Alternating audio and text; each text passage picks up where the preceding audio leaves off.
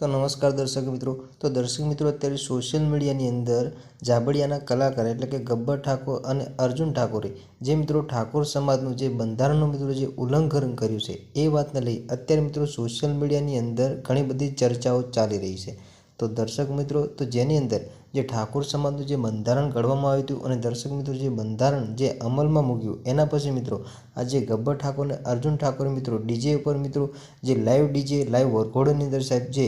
એ લોકો નાચ્યા છે, ગાયા છે અને મિત્રો એટલી બધી જે પબ્લિક ભેગી કરી છે એના પછી મિત્રો ઠાકોર સમાજે મિત્રો એવું કીધું છે કે તમને ઠાકોર સમાજ છે એ સમાજ સ્વીકારશે નહીં અને તમે સમાજ બહાર કરવામાં આવશે, કારણ કે તમે ઠાકોર સમાજનું જે બંધારણ હતું એ બંધારણ તોડી નાખ્યું છે। તો દર્શક મિત્રો જેને લઈ મિત્રો ઠાકોર સમાજના જે ગબ્બર ઠાકોર છે તો સાહેબ ગબ્બર ઠાકોરે ઠાકોર સમાજને વળતો જવાબ આપ્યો છે અને દર્શક મિત્રો એ શું જવાબ આપ્યો છે એ બધી ચર્ચા આપણે આ વિડીયોની અંદર આગળ કરવાના છીએ। તો દર્શક મિત્રો વિડીયોની અંદર અંત સુધી બન્યા રહેજો અને આપની ચેનલ પર પહેલી વારને નવાયા હોય તો દર્શક મિત્રો ચેનલને સબસ્ક્રાઇબ કરતા જજો, જેથી કરી આવનારા સમયની અંદર અનેકો વિડીયો મળતા રહે તમને સૌથી પહેલા। દર્શક મિત્રો ગબ્બર ઠાકોરે સોશિયલ મીડિયાના માધ્યમથી ઠાકોર સમાજને જવાબ આપ્યો છે કે જેની અંદર ગબ્બર ઠાકોર એવું કહી રહ્યા છે કે સાહેબ મેં કોઈ સમાજનું કોઈ બંધારણ તોડ્યું નથી અને સાહેબ તમે જે બંધારણ ઘડ્યું છે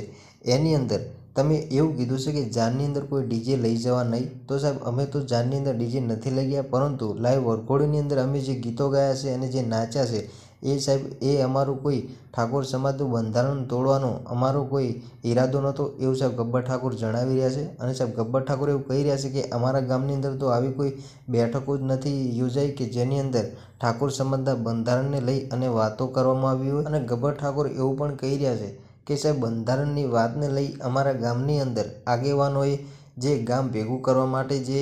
બધા લોકોને કીધું હતું, પરંતુ ગામની અંદર કોઈ લોકો ભેગા થયા નથી અને આ બંધારણને લઈ અમારા ગામમાં કોઈ વાતો કરવામાં આવી નથી। ગબ્બર ઠાકોર એવું કહી રહ્યા છે કે તમે જે આ નિયમ જે બનાવ્યો છે કે ડીજે બંધ કરો, તો એની અંદર ગબ્બર ઠાકોર એવું જણાવી રહ્યા છે કે મારા ફોનની અંદર અઢળકો લોકોના ફોન આવ્યા છે અને લોકો રડી રહ્યા છે અને એવું કહી રહ્યા છે કે સાહેબ 15-15, 20-20 વર્ષની મહેનતે આ ડીજે સાઉન્ડ અમે સાહેબ જે ઘર છે એ અમારું આની ઉપર ચાલે છે, તો આ નિયમ એ હટાવો, એવું સાહેબ ગબ્બર ઠાકોર કહી રહ્યા છે। તો દર્શક મિત્રો ગબ્બર ઠાકોરનું એવું કહેવું છે કે તમે જે ડીજે બંધ કરવાની જે વાત કરી છે એને લઈ ફરી એકવાર તમે બેઠક બનાવો અને જેની અંદર ડીજે બંધ કરો, અથવા તો જે લોકો તમે ડીજે બંધ કરાવો છો એ લોકોને રોજગાર આપો અને પછી ડીજે બંધ કરાવી નાખો। તો સાહેબ હું આજીવન ડીજે બંધ કરવા તૈયાર છું અને મારો સ્ટુડિયો અને ગાવાનું પણ હું બંધ કરી નાખીશ, એવું ગબ્બર ઠાકોર આ ઠાકોર સમાજને કહી રહ્યા છે। તો દર્શક મિત્રો તમારું શું કહેવું છે કે સાહેબ ગબ્બર ઠાકોરે જે વાત કરી છે કે સાહેબ જે લોકોને તમે ડીજે બંધ કરાવો છો એમને રોજગાર આપી દો અને ડીજે બંધ કરી નાખો,